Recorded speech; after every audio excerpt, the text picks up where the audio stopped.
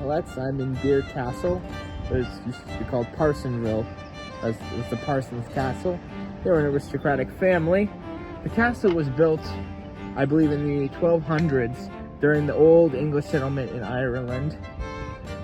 The colonization and settlement of Ireland was not a uniform process.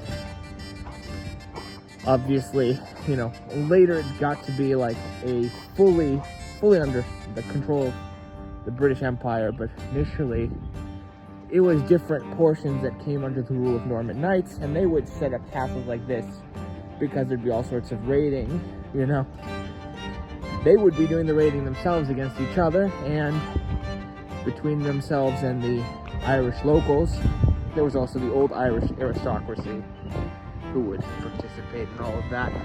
So it's the old English and the old Irish. And I think, a lot of people just think that the Irish all hated the English irrespective, but you read some of the old chronicles, they made an effort to separate the old English who had lived in the island for a long time from the new settlers that were set up, with Cromwell, when he sent the Ulster Scots and loyalist English to persecute the Irish and the English Catholics that were on this island. Later on, as many castles, became obsolete as military encampments, they became more opulent, more decorative, and used by aristocratic families with their hobbies. And one of the hobbies of the aristocracy back in the day was science. And the Parson family had a particularly eccentric scientific guy. They set up one of the largest telescopes to this day in the world. It's the largest in its time for almost 40 years.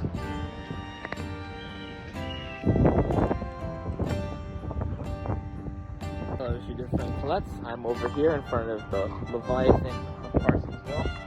For a long while, this was the largest telescope in the entire world. It kind of looks like a giant barrel. And there's a good reason for it. It is, in some respects, a giant barrel. And there's a story to tell about this, reflecting the broader socioeconomic history of the world, because, that's what I talk about.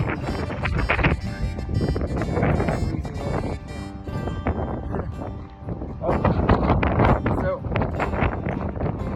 this Parsonsville was owned by the Parsons family, and third Earl of, I believe, Parsons, something like that, William Parsons, had an avid interest in the sciences and astronomy. And him and his wife, they, with the help of the villagers of Parsonsville, constructed this vast telescope, and it really is gigantic. And I'm from Tucson originally, so we do a lot of optics. Very famous mirror for this time, which was made out of an alloy of copper and tin. I think there was probably much more tin in it.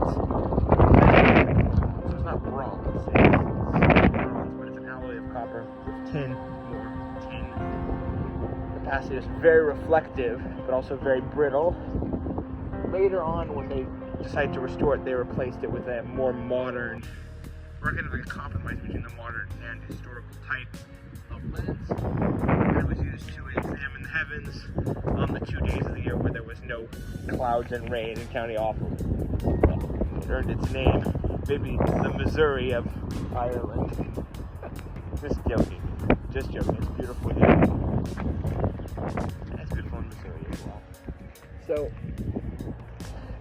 I think it was very interesting just noticing that it is so much shaped like a barrel and constructed like a barrel. And it got me thinking about how science was once done and how society was once organized. This is a classic example of feudalism. Under feudalism, you have the feudal lord at the top of society. They did not have to do any real work. All the real work was done by other people. and they were able to explore and pursue their hobbies at all times under this feudal system because they didn't do any work. They didn't have to.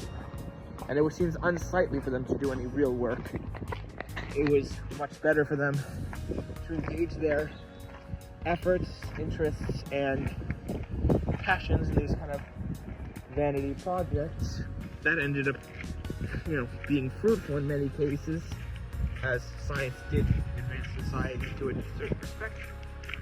We should also acknowledge that the work of the common people in this made like a barrel because it was almost certainly made by a barrel maker. The labor was done by the citizens of Parsonsville, now Birr, Ireland, and it was a substantial project. And it makes you think on the way society was organized. Imagine that you were, an employee at Walmart, but Walmart also owned your home, and they could just force you to randomly work for the owner of Walmart's, weird hobby project, and you wouldn't expect to be paid very much money while you'd be doing it.